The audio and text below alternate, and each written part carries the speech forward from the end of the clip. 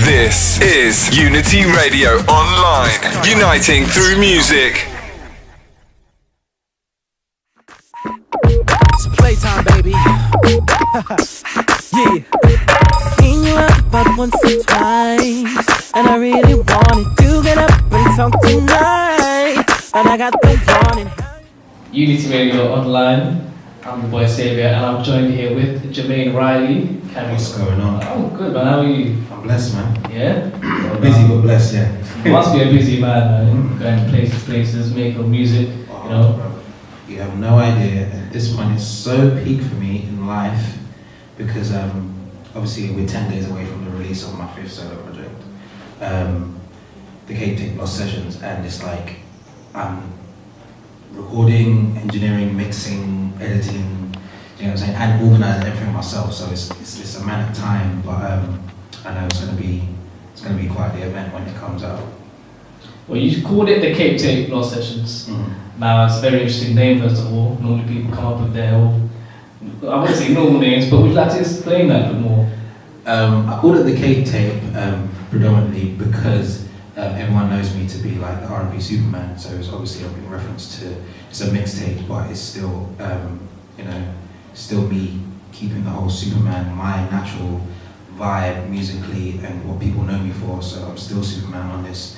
And it's kind of like a reminder as well, so that's why I called it the Cape Tape. I called it the Lost Sessions because a couple of these songs were meant to come out in 2013, but I got into Dora Martin basically, and it kind of took off, and Skyline came out, and we went on tour, and I was going to drop it in the midst of all that, but in terms of clarity and letting the fans know and take Dora Martin seriously, I didn't want to, baffle them with too much material. So it's now, and as well as the whole Dora Martin thing, it's like some of the beats that I've chosen to use on this particular mixtape are from like a couple years ago or like a year ago. So that's why it's like the Lost Sessions, like the ones that you didn't hear of, that could have come out around that time. So that's why it's the Cape Tape Lost Sessions. Now, as you said, we're only 10 days away from your release of your mixtape. How do you feel about that? I'm really excited because it's like a declaration. This whole project is a declaration in the midst of Dora Martin, in the midst of this industry, in the midst of being in the UK and having to kind of sink or swim. It's like this project is proving why I'm still here, why I still put out music, why people still listen to me, and why, without sounding too conceited or toot my own horn, why I'm one of the guys to kind of spearhead the R&B thing over here, and just being an all-round entertainer. It's a massive salute to Michael and Usher and all the people that have influenced me, and it's just like when the project comes out, you'll see why it's so important to come out now and kind of prove why I'm still doing this. I guess that's why you're a self-proclaimed Superman, right?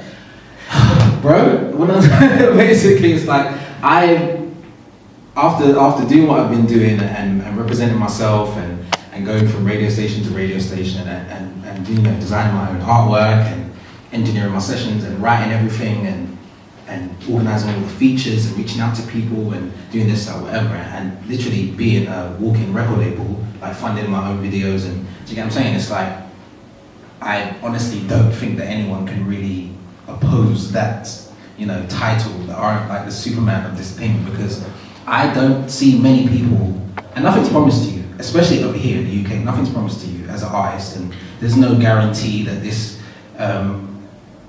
project is going to change my life in any way. Do you get what I'm saying? I'm doing it for the love of the music and getting it to the people that's just kind of chilling, and people that think that R&B is, there's a stigma that R&B is dead and all this crap, and it's just like, I've always said, like, when it's done properly, like, R&B is massively impactful, and I think it's what kind of supports that statement as well is like, when American artists come over here, like, we flock to the show and it's sold out, but when it's like but it's still in question that R&B is dead. You know what I'm saying? It's like, why do we go to the shows and sell them out every time they come over here? Like Genuine, Tank, TGT, Omarion, Usher, like Chris Brown.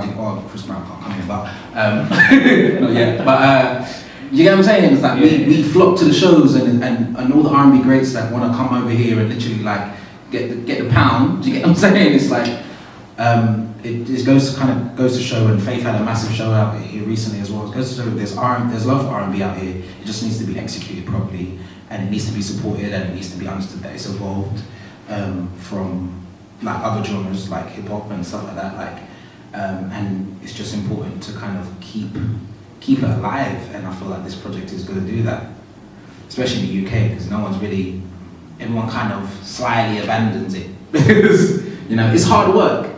R&B is hard work. Do you get what I'm saying? There's a lot that goes into it, but this project will prove why I'm still doing it and why I'm so good and proficient at doing it. Well, speaking of the hard work, I mean, you said you produced it yourself, edited it.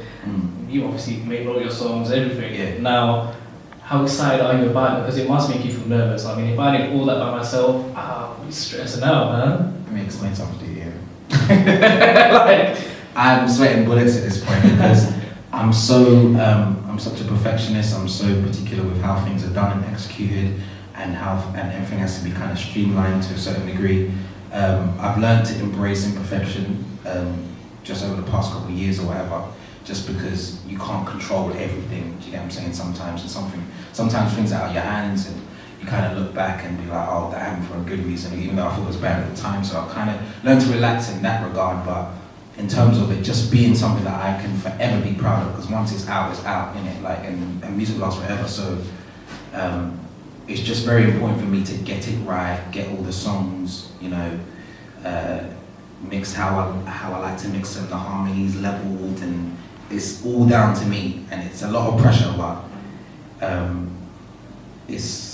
I have to always remind myself, like, this is what I'm born to do, like, and I wouldn't be this good at doing it if this wasn't my calling, and this wasn't, what God made me for. So I just have to kind of relax and have faith in Him, and just ride out, like roll out with it, and just have fun at the same time.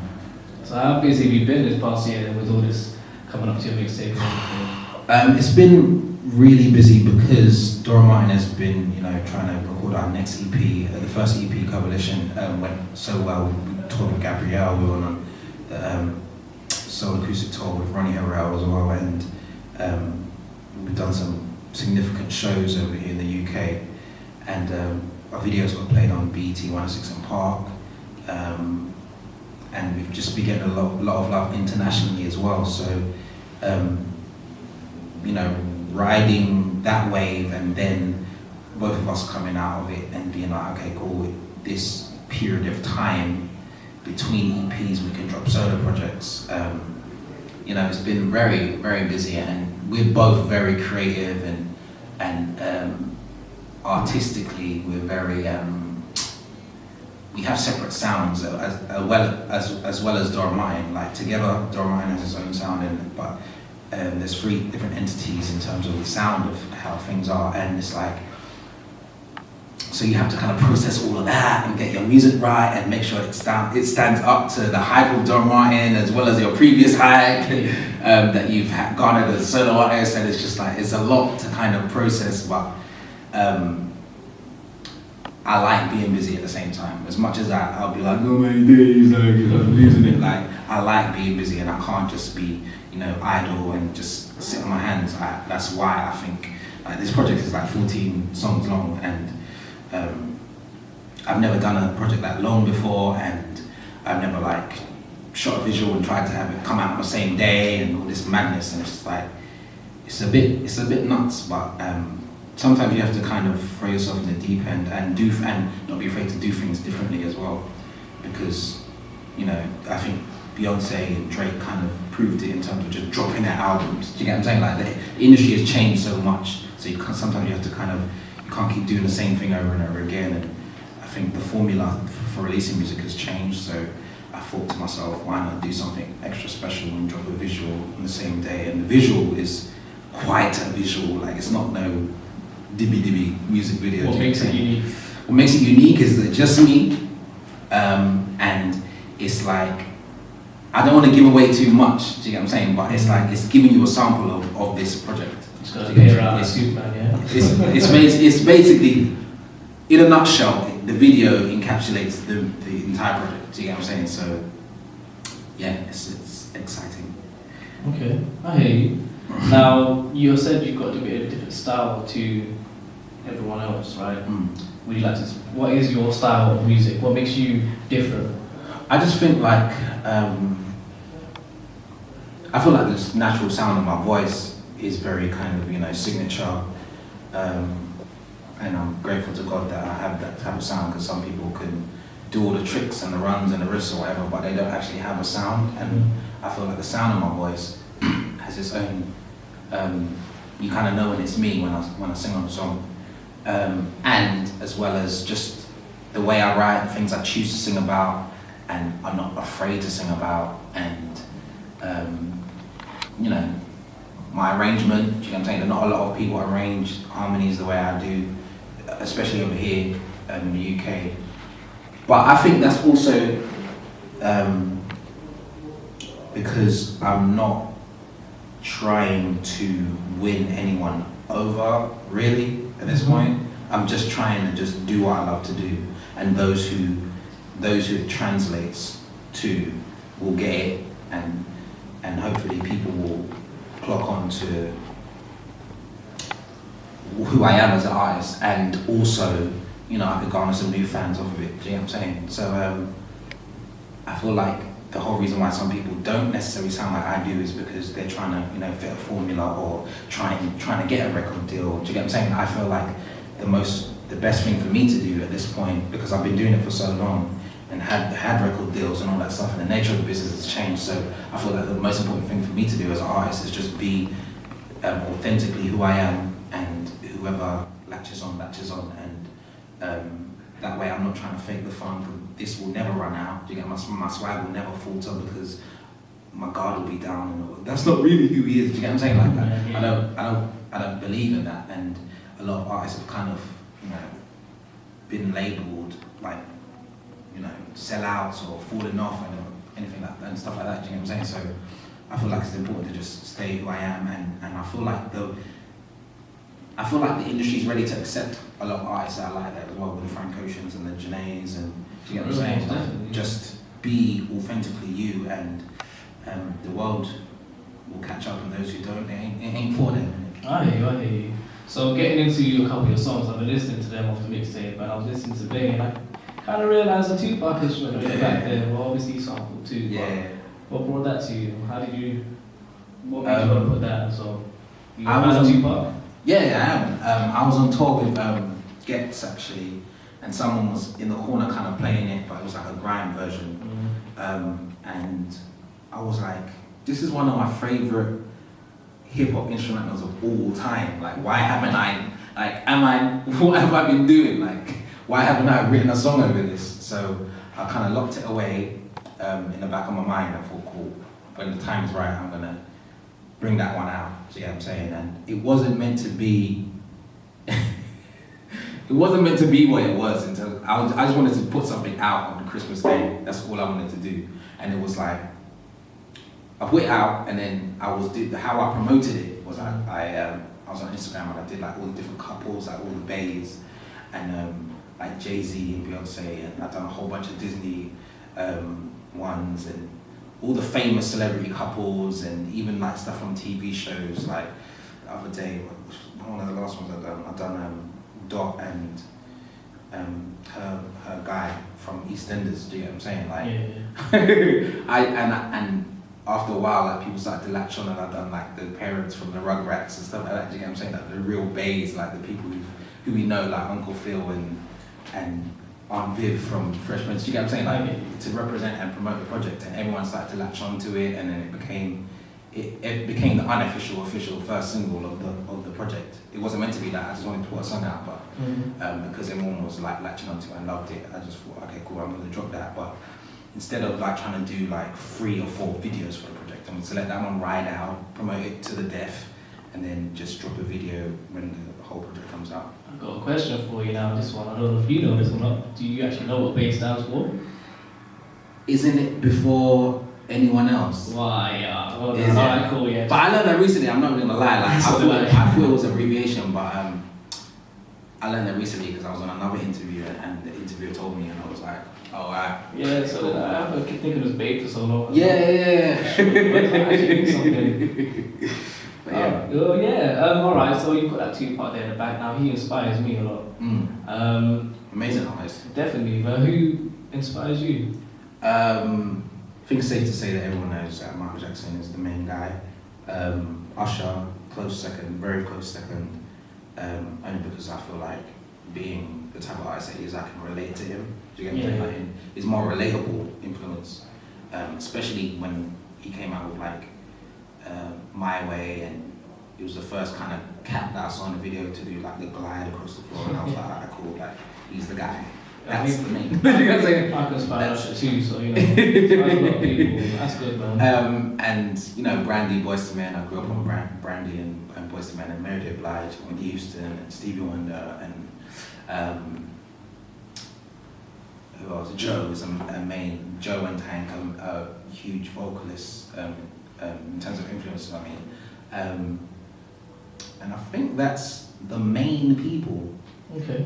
Yeah. Well, that's cool, man. That's good as well. I mean, the artists you mentioned, I mean, you're definitely someone to look out for, because when you're inspired by those kind of artists, it makes you think, what kind of music do I bring out? How do I make myself forward? I hear you, man.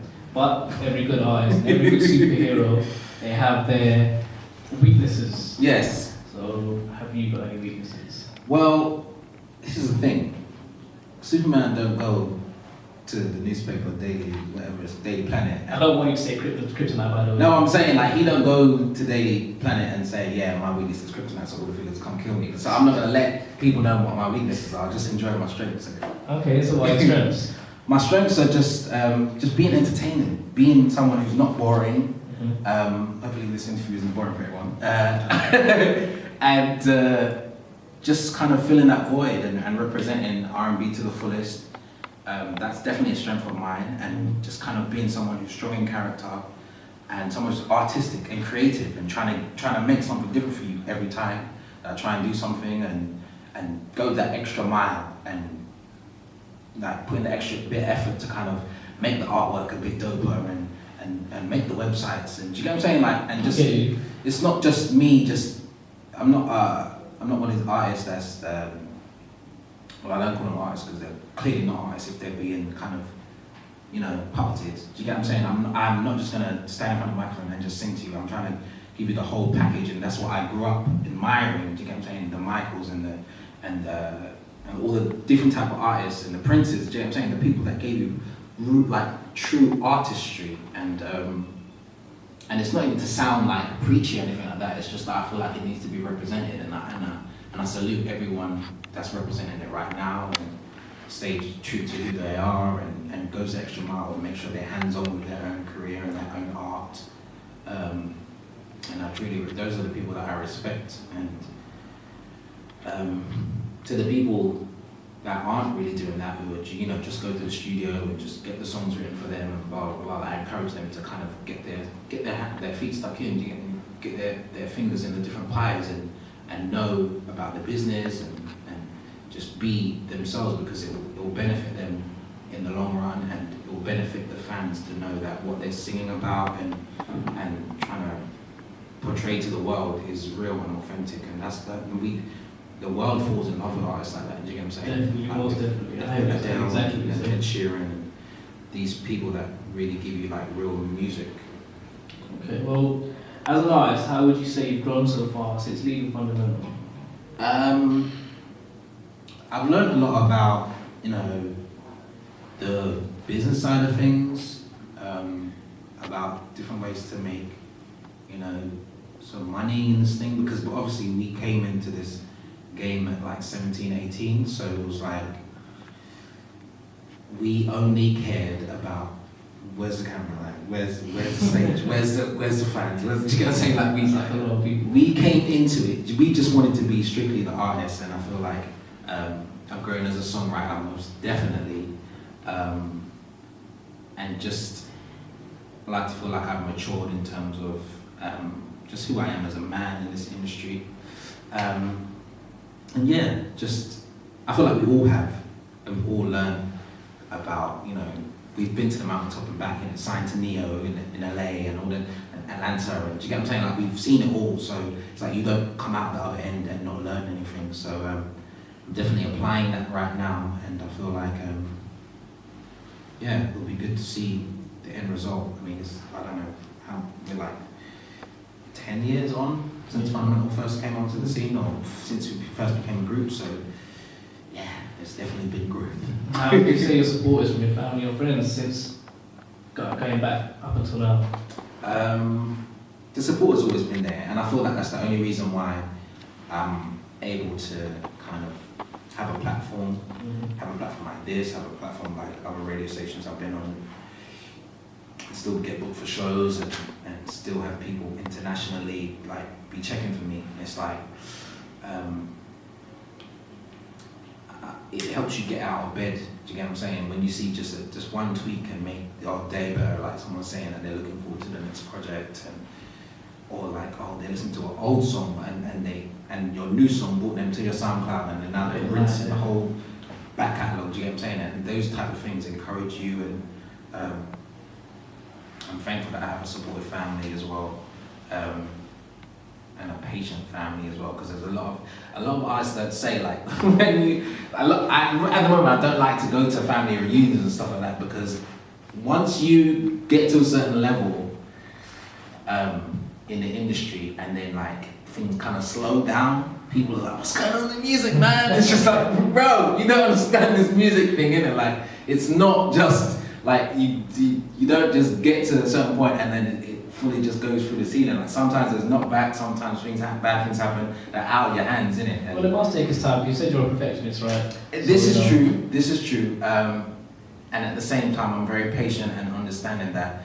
depending on what you want and how you want it to be executed, like you have to be in it for the long run. Do you get what I'm saying? Like if you want it to be a microwave success, then by all means, like cut corners. Do you get what I'm saying? Like do your thing, like get your money, get your whatever you need to do. Like that's your journey, innit? But it's if you want to actually carve out a legacy for yourself and then leave something on this earth that's kind of, you know, memorable and will always be kind of referenced and being like, yeah, he was dope when he was here. Do you get what I'm saying? If you want to try to do something like that, then sometimes it takes a bit of time, and sometimes you have to just take every day as it comes and just make sure that you're dope all the time. Definitely, it's what I do every day as it comes. Present day is the best day, right? Yeah. For real. Make it happen, man. How easy would you say writing lyrics is to you? Because I find writing lyrics difficult. Yeah, I could try and get my 2 words. I've tried to rhyme it with something else and it wouldn't work. So, you know, how easy does it come to you? It comes, I'm not gonna lie, it comes pretty easy. Yeah? Mainly because it's just about practice, really. Like writing a lot in fundamental, and like I've written this, like I said, this is my 5th project that I've written all by myself. The first one had 7 songs, and I think the one after that had 11 songs, and then it went to like, then it was 12, and then, see what I'm saying? It's like, the more and more you write, and I've been writing for other artists as well, and you know, you just keep sharpening your tool, innit? How long did it take to write all that? I mean, can't obviously take a couple of weeks. Honest, the first mixtape, Goodbye Krypton, that took 2 weeks. Yeah? Yeah. What about this one? This one, well, some of the songs, obviously, I said it was from like a couple of years ago. Oh, yeah. So, but in terms of perfecting it to the point where I want the world to hear it, like it's been a few months. Only because, you know, I'm just trying to get things right, and I've been juggling a lot. So sometimes you write a song and then go away and then revisit it and stuff like that. But it doesn't take me long to write a song. And my method is like a lot of artists like kind of melody map, and then they put the lyrics to it. Like the music, the lyrics and the melody come at the same time for me. So sometimes it's a bit like when I'm writing with people.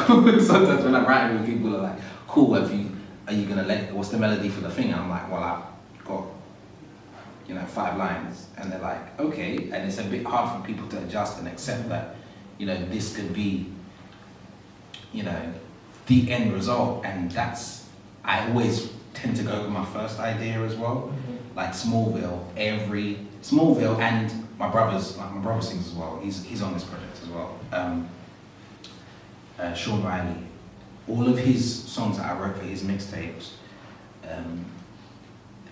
the first idea was the idea that we went with in it, and he trusted my creativity and my skill level in terms of writing, and I think that's usually the best way to do it, because that's what the music's naturally telling you to do. Do you get what I'm saying? So sometimes it's not good to overthink your ideas writing wise, and just kind of go with the music. Like music's telling, like the ideas come because the music's telling you what, like this chord changes to this, and like it's telling you something. You have to communicate with the music and that's how the song marries with the music. So yeah, that's I don't know, a tip. Like just listen to the music and it's telling you to do something. Yeah, I get you. Same with dance as well. You dance too, yeah? Yeah. Yeah, fully. And this project, and I'm definitely dancing in the visual for this particular project. It's like I can't do it. You can't like them MJ moves. Yes, bro. All day long. Alright, respect. Well, you've had the luxury of working with a whole range of different artists. Who do you see yourself working with in the future? Definitely want to work with Red 32, Shaka, Daily,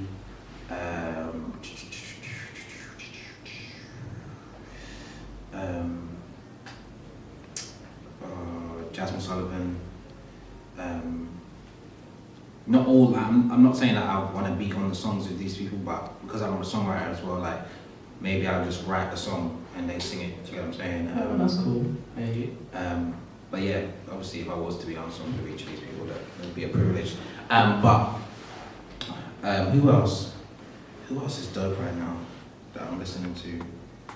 There's these new guys I just discovered a couple of days ago. They're from America, but they're called History in the Making, and I've just been rinsing their song, Walk Away, and I posted a video of them on my Instagram, so if you go to Jermaine_Riley, that's my Instagram. So yeah, they're dope, but I've kind of been, because of the project and everything like that, I've kind of been very introverted into myself and getting everything right. Obviously Drake, J. Cole, artists like that. Kendrick, I'm a massive Kendrick fan as well. So Kendrick's amazing. Yeah, I'd love to work with all them artists. But yeah. I get you. Well, that sounds interesting, man. And again, like I said, your mixtape, is coming out on the 20th of April. It's 10 days from now. Pig. It is called the Cape Tape Lost Sessions. Yeah. Every time I hear 10 days, every time I see it written down, every time someone says it, I'm just like, really, Jermaine? Really, you're gonna get goosebumps? I say 10 days. It's not even goosebumps. It's just like it's literally like. I can't believe it, like, and it's been a labour of love in it, and it's been over the past couple of months, and you know when you're gonna release it, and it's just like the day suddenly just creeps up. Do you know what I'm saying? And now we're 10 days away, so it's a bit crazy.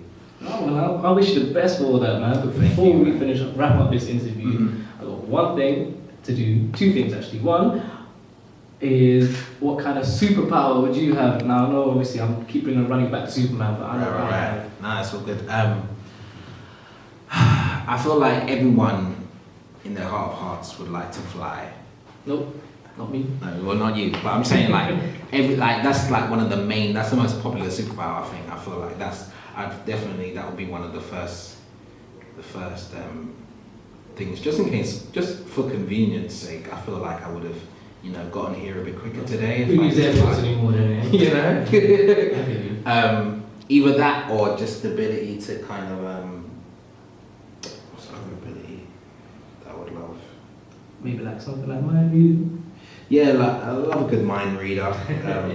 That's my one actually. Professor X. And I usually say that one, but I feel like if I had a choice, the flying one, just because obviously as a child, like you always had that kind of fantasy, like, oh, for real. Do you know what I'm saying? Like, yeah, so some of our friends kind of shake me a bit, and we're like, oh, but what if you did that? You could control them, and it kind of goes all off. You know what? I'm no more than man. So yeah, For real. maybe fly. Okay, that's cool. It's decent. A lot of people like to fly, you know.